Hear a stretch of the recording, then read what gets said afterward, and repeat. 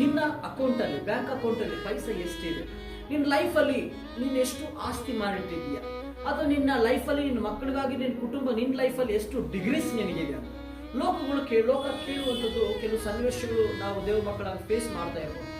ಆದರೆ ನಾವು ಗಮನಿಸಿದರೆ ನಮ್ಮ ಜೀವಿತದಲ್ಲಿ ದೇವರಿದ್ದಾರೆ. God is in our life and God is taking control of our life. We may be not having that abundant money in our bank account, and we may not have that property in our life, and we may not having that degrees in our life, but remember God, ದೇವರು ನಮ್ಮ ಜೊತೆ ಇದೆ. ದೇವರು ನಮ್ಮ ಜೊತೆ ಇರುವಾಗ ಎಲ್ಲದನ್ನು ಇರುವ ಹಾಗೆ ಮಾಡ್ತಾರೆ. ಅದೇನು ಆಗಿರ್ಬೇಕಂದ್ರೆ ಸಂತೋಷ, ಸಮಾಧಾನ, and whatever that importance or whatever that need ಅಲ್ವಾ, ಏನು ಅವಶ್ಯಕತೆ ಇದೆಯೋ, ಏನು ಆ ಸಮಯಕ್ಕೆ ದೇವರು ನಮಗೆ ಕೊಡ್ಬೇಕನ್ನೋದು ದೇವರು ಕೊಡ್ತಾರೆ. ಸೊ ನಾವುಗಳು ಲೋಕಕ್ಕೆ ಆನ್ಸರ್ ಮಾಡ್ಕೊಂತ ಹೋದ್ರೆ ನನ್ನ ಟೈಮ್ ವೇಸ್ಟ್ ಆಗುತ್ತೆ. ನಾವು ದೇವರಿಗೆ ಬದ್ಧರಾಗಿರ್ಬೇಕು, ಆತನ ಒಂದು ನಂಬಿಕೆಯಲ್ಲಿ ಜೀವಿಸಬೇಕು. ಅಂಡ್ ಆತನ ನಂಬಿಕೆಯಲ್ಲಿದ್ದ ಮಕ್ಕಳನ್ನ ಆತನ ಯಾವ ರೀತಿ ಒಂದು ಸ್ಥಾನಮಾನಕ್ಕೆ ತಕ್ಕ ಟೈಮಲ್ಲಿ ತೆಗೆದುಕೊಂಡು ಹೋಗ್ತಾರೆ. ಸೊ ನಮ್ಮ ಲೈಫ್ ಲಾಂಗ್ ನಮ್ಮ ಈ ಒಂದು ಯಾತ್ರಿಕರಾಗಿ ನಾವು ಪ್ರಯಾಣ ಬೆಳೆಸ್ತಾ ಇರುವಾಗೆಲ್ಲ ಪ್ರಶ್ನೆ ಮಾಡ್ತಾನೆ ಇರ್ತೀವಿ.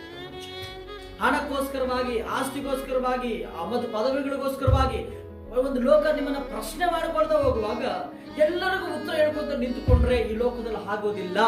ಈ ಲೋಕ ಪ್ರಶ್ನೆಗಳನ್ನ ಬೀಳಿಸಬೇಕಾದ ನೋಡ್ತದೆ. ಈ ಲೋಕದ ಅಧಿಪತಿಯಾದ ಸೈತಾನ ಹಂಗೆ ನೋಡ್ತದೆ.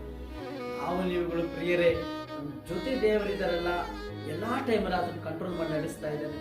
ಇವತ್ತು ಕರೆದಿದ್ದಾನೆ. ಇವತ್ತು ಅನೇಕರು ನಮಗೆ ದೇವರಿಗೋಸ್ಕರ ಬಂದಿದ್ದೀವಿ. ಚಿಂತೆ ಮಾಡಬೇಡಿ, ಏನು ಇಲ್ಲಾದ್ರೂ ಚಿಂತೆ ಮಾಡಬೇಡಿ.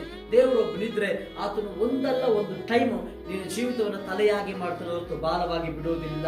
ಆಮೆನ್. ನಂಬರಿ, ಹೊರಗಬೇಡ.